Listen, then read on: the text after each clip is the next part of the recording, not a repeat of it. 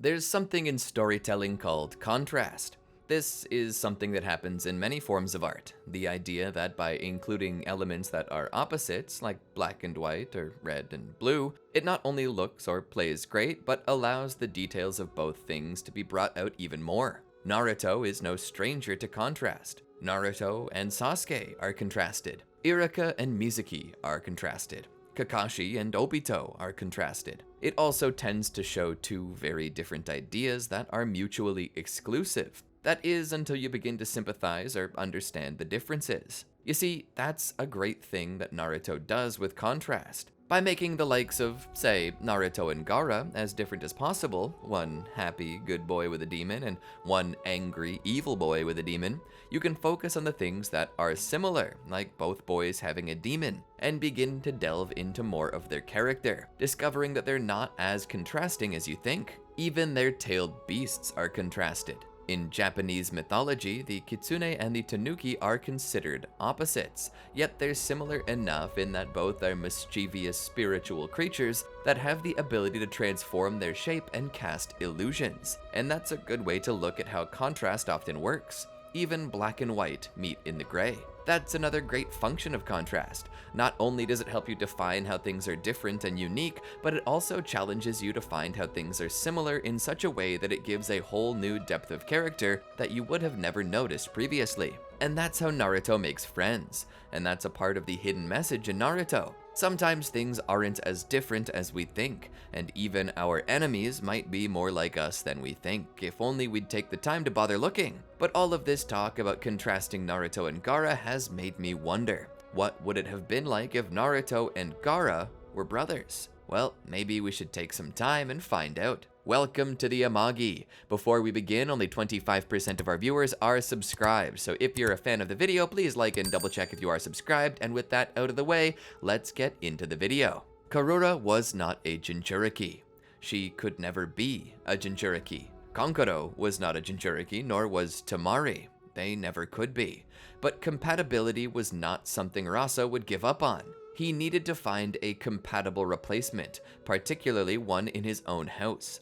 If he was to start a dynasty of Kazekage, he needed them to be strong. And considering their possession of the One Tail and the recent acquiring of the Nine Tails through sheer luck, they had more power than they knew what to do with. That's why Rasa decided to allocate these two powerful beasts to his own family in hopes of securing his legacy. But the more he failed, the more he began to wonder if it were even possible for him to produce an heir that could be compatible. Fears not only that the user's body would not be strong enough, but that their chakra would reject the tailed beast meant that they had to get really creative with how they went about it. Rasa's goals at one point, or in some fashion, had been admirable. To protect his village, but the way his wife saw it, the way Karura saw it, Rasa was having children for the wrong reason.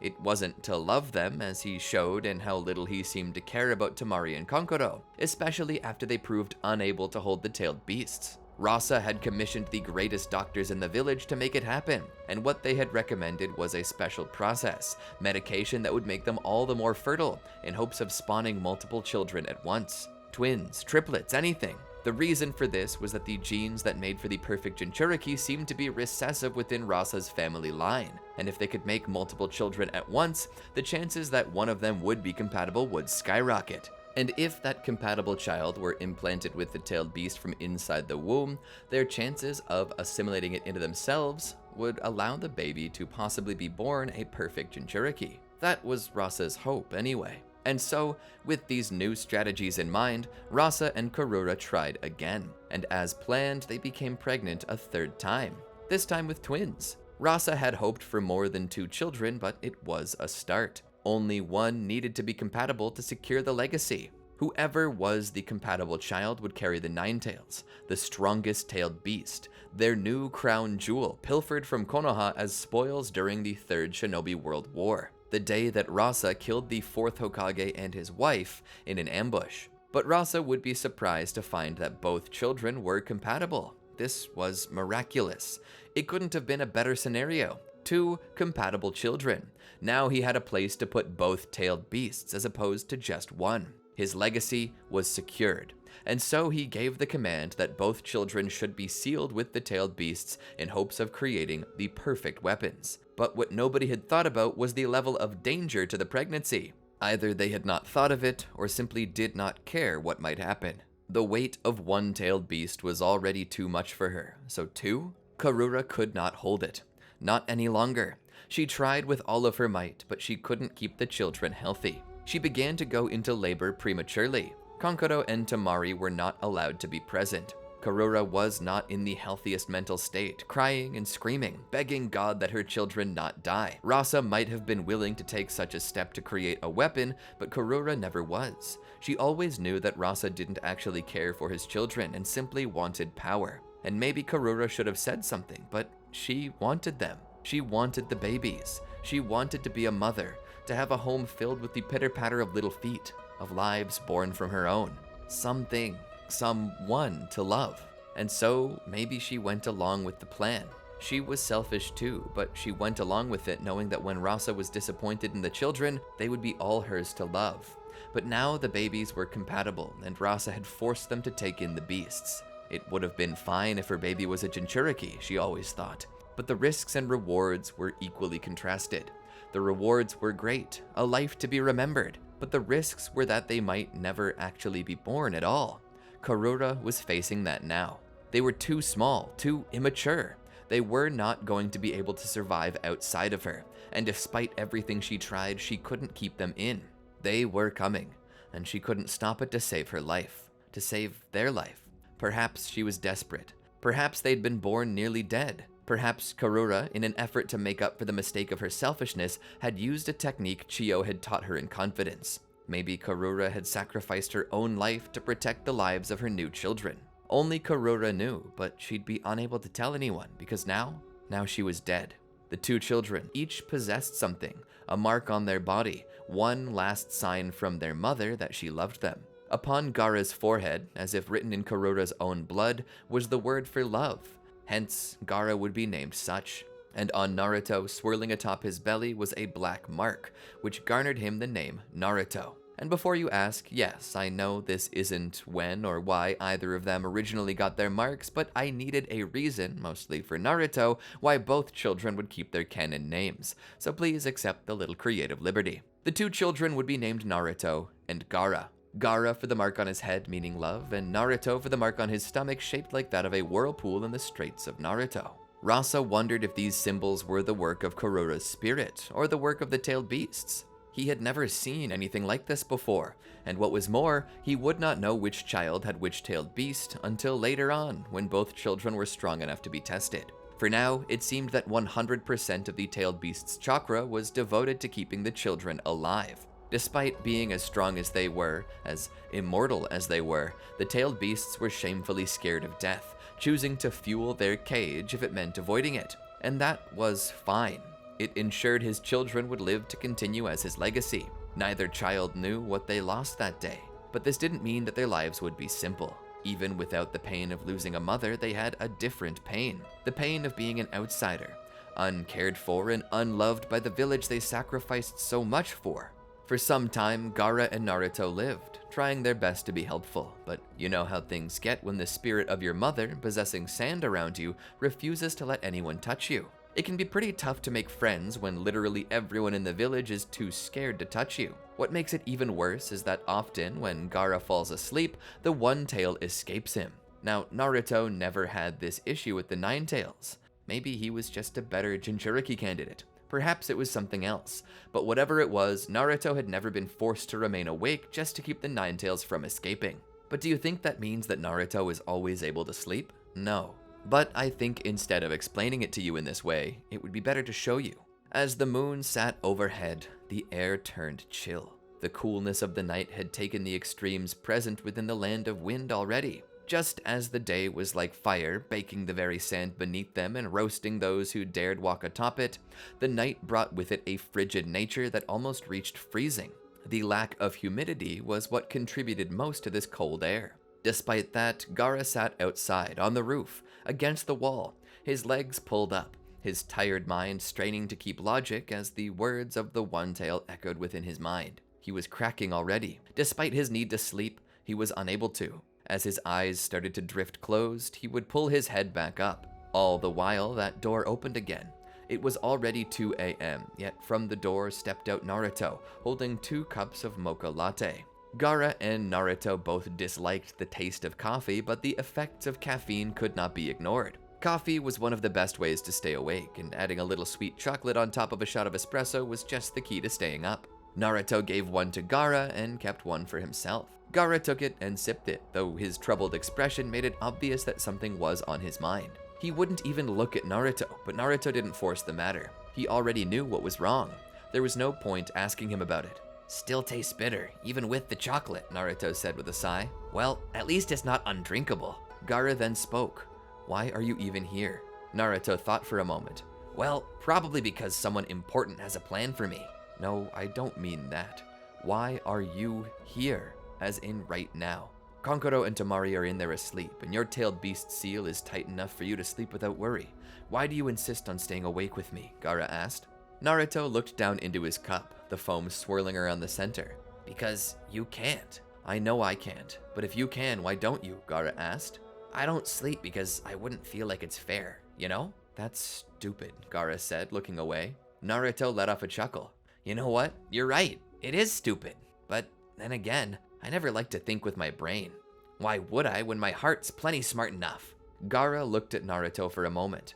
Naruto's expression began to soften as he pulled his brother into a hug. "We'll both sleep when we figure this out," he said. "Now, I got some more books to go over. Would you like to come back in so we can keep reading?"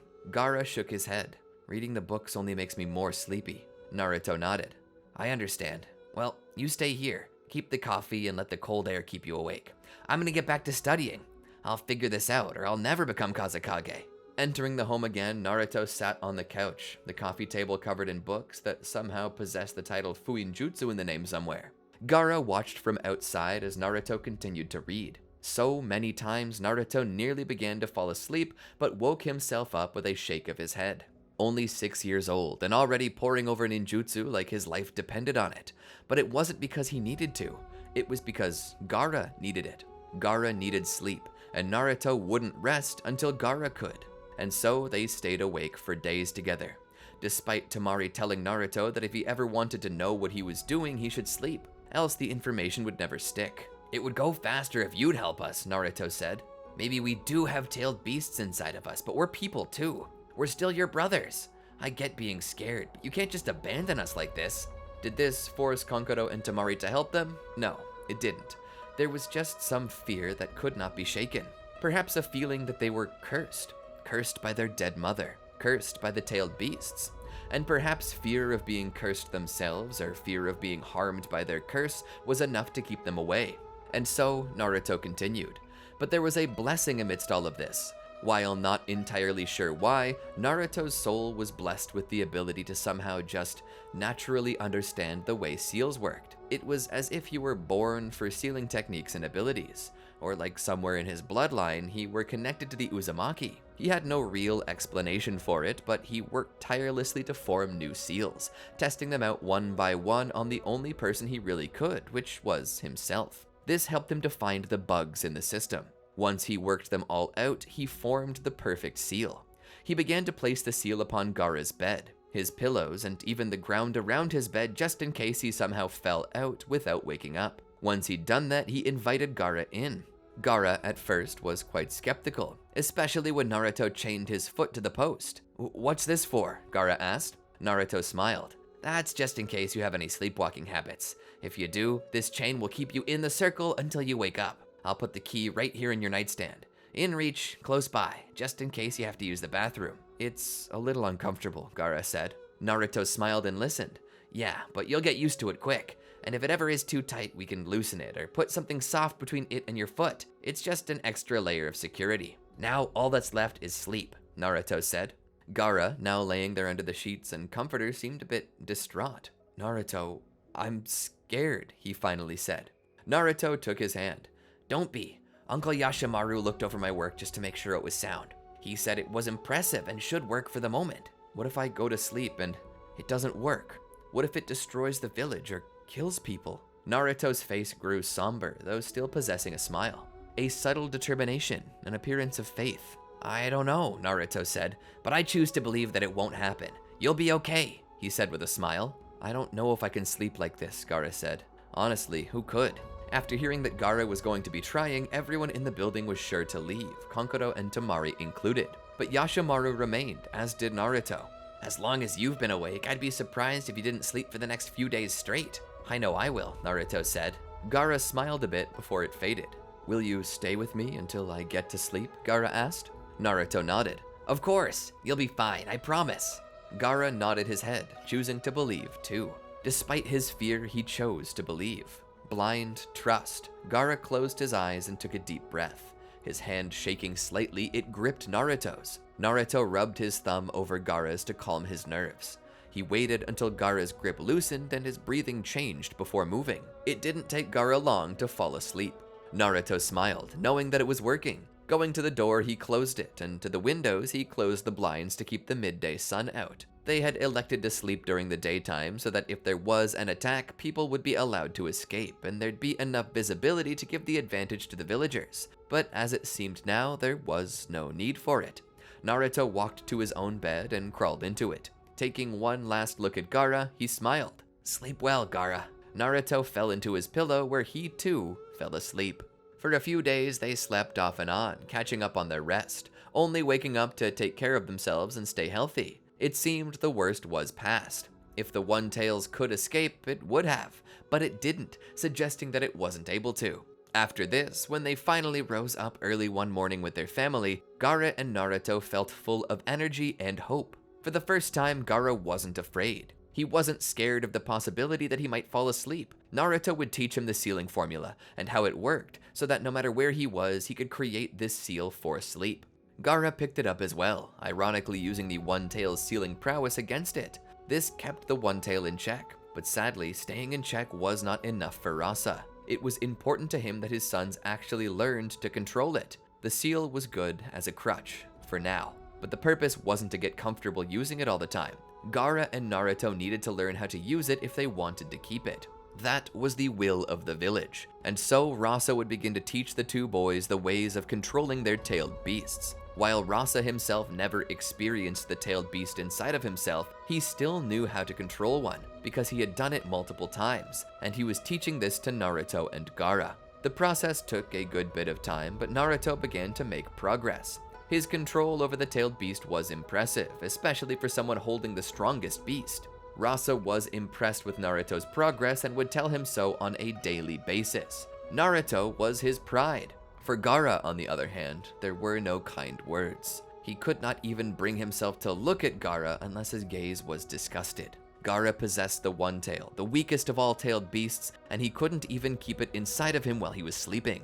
His failure to even awaken his initial Jinchuriki cloak was proof that Gaara was no more than a weak cage, let alone a weapon. This left Gaara in a state of depression and fear. Many nights, Naruto would find himself curled up again, crying.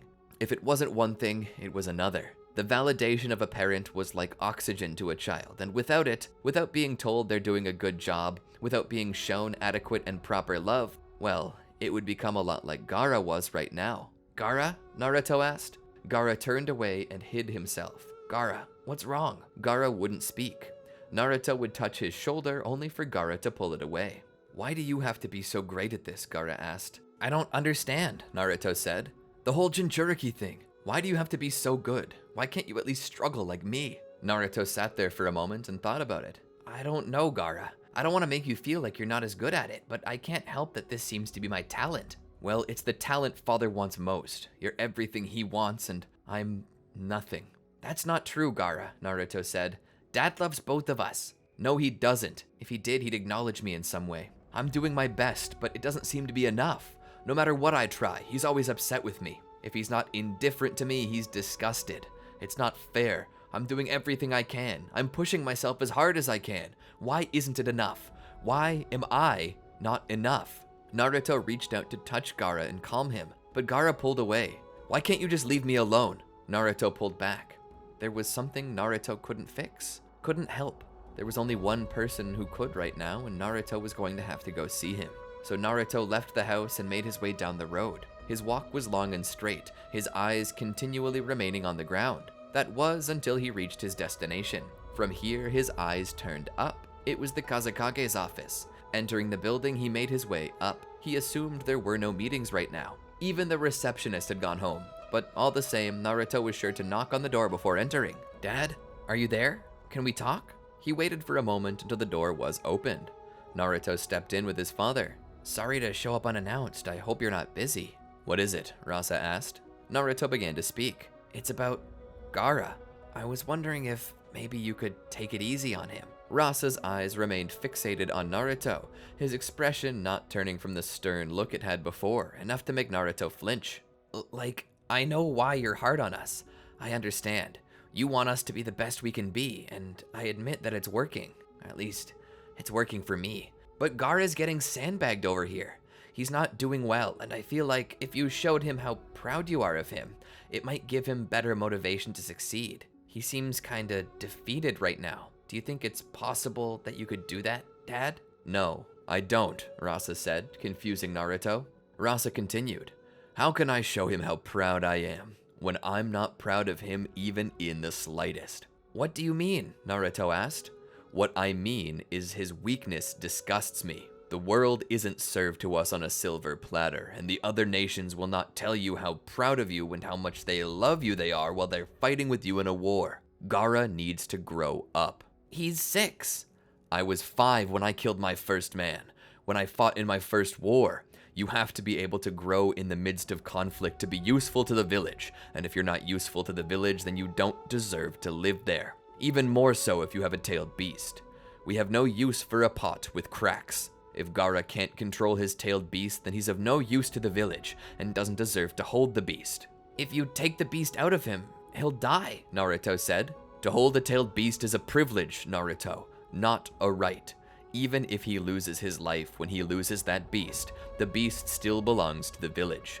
By extension, his life belongs to the village, and if he's willed to be killed, then that's exactly what's happening." "What's Wait, do you—" "At this very moment, I've sent someone to kill Gaara. He'll either die or learn to use his tailed beast. There is no other option. He needs the motivation, and if he's such a coward that he won't even fight to save his own life, then he just proves that he doesn't matter to me anymore." Naruto was startled by this. He couldn't believe what he was hearing. This was a complete and total betrayal of his trust. Naruto had trusted his father, but now he knew that Rasa cared little of them beyond their usefulness, and now he was about to kill the only person Naruto could truly connect with. Naruto rushed out the door and back down the street. He was moving as fast as he could. "Please, Gaara, be okay," Naruto thought in his own mind. Entering the home, he began to go upstairs. "Gaara!" he cried out, already beginning to enter his initial Jinchuriki cloak. Not finding him in the house, he went to the roof, his fox-slit eyes taking in more light than his human eyes could. Getting there, he saw it. Gaara standing over the body of a dead assassin. Naruto stood there. "Gaara, are you okay?" Gaara pointed to the body. "Yashimaru," he said. Naruto took a step forward to see that the body was none other than their uncle's. "Gaara, come with me. We'll leave the village. We'll go somewhere safe. No more worrying about tailed beasts. No more worrying about weapons. We'll change our names, our looks. We'll grow older and nobody will ever know who we are." Gaara looked at the body a moment longer and felt something happen. There was a synchronization. His sorrow and fear had begun to turn to hatred, and with that hatred, it mixed perfectly with the One-Tails. Looking out over the village, he spoke. "No, I'm not leaving," he said. "If they want me to control my tailed beast, to become a weapon, then that's exactly what I'll do." Jumping from the edge, Gaara cast a genjutsu with his hands. Naruto, seeing this, ran to the edge to try and stop him, but it was too late. Suddenly, the form of a massive Tanuki appeared before him. Naruto was pushed back. As he flew back against the wall, Naruto looked on in horror at the beast before him. "Gaara, no!" Gaara began to rampage. Naruto took to the streets, trying to get around him, hoping to find some way to stop his assault. It was then that Naruto caught Rasa out of the corner of his eye. He ran to him and began to futilely attempt to strike him, drawing no reaction from the man. "You did this!" Naruto shouted. "You made Gaara kill Yashimaru! He was the only adult who we had, and you took him away! You made Gaara this thing!" "Yes, I did," Rasa said, shoving Naruto to the ground. "You should know by now, if fear isn't enough to be a motivator, then maybe hatred is," Rasa said. "Let him be upset at me. Let him hate me. Just so long as it makes him useful." Rasa then jumped from rooftop to rooftop. As he moved, he got in the way of the One-Tail. There he stood, looking down at it from his perch atop the tower. "Gaara!" Rasa shouted, drawing the One-Tail's gaze. Rasa lowered his chin to look through his brows, eyes wide, his face displaying some form of enjoyment watching this. "You want me? You think you're man enough to handle me? Well, here I am. Make your move. I'll put your ass out and show you the difference between a brat and a Kage." In anger, the One-Tail let out a roar before sandblasting the building. Rasa jumped away. The One-Tail tried to follow Rasa's movements, striking with more sand, but the Kazekage was just too fast. Rasa would begin to weave hand signs for a water release technique. He so rarely used this, but this was a special occasion. He was certain that Gaara had willed this. It meant his plan was working. From the ground below shot geysers of water. The water would begin to rain down upon the sandy village from a hidden aquifer below ground. It poured down on the One-Tail, coating its body in moisture. That moisture began to turn the beast's sand to mud, making it heavier, harder to move. The beast let out a roar as it tried to summon sand to its body, but Rasa already had a plan. As the One-Tail began to absorb the sand, Rasa summoned his gold dust. "Allow me to remind you why I own you," Rasa said as he began coating the whole beast in reflective material. The gold pressed into the beast and began to make it sparkle as the moonlight reflected off its body. The weight of the particles made it hard for the One-Tail to deal with it, weighing it down. The beast roared at Rasa and then spoke. "You hated me, always." Rasa smiled. "So you are in there, Gaara. I thought you were going to be a wuss again and let the monster steamroll you." "Hate you," the beast shouted. "Good," was Rasa's response. "I'm glad. Now maybe you'll actually be useful." "Look at you," he said. "You have all the power of a tailed beast, and the most you can do with it is throw a tantrum. This is pathetically easy for me. If you wish to kill me, that's fine, but you better get a lot better at manipulating and controlling your tailed beast, because this is pathetic. You better be certain that the next time you face me, you have enough control over your beast to actually finish the job. I won't be so lenient next time. I will kill you. You'll be dead like you should have been the day you were born. Do I make myself clear?" The beast fell to nothing, leaving Gaara buried under the sand and dust. Naruto, having seen it, rushed in to dig Gaara out. Looking up in horror at his father, Naruto understood now what it meant to be a Jinchuriki. Using his magnet release, he pulled Gaara out. Gaara dusted himself off. "Gaara?" Naruto asked. Gaara ignored him. "Gaara!" Naruto shouted. Gaara looked back. "Are you okay?" Naruto asked. Gaara smirked for a moment. "No, I'm not. I never have been and never will be, but, maybe that's okay." Looking away from Naruto, Gaara spoke. "I finally understand what it was that father wanted to teach me. I'll make him proud of me until he regrets everything he taught me. And nobody will stop me, not even you."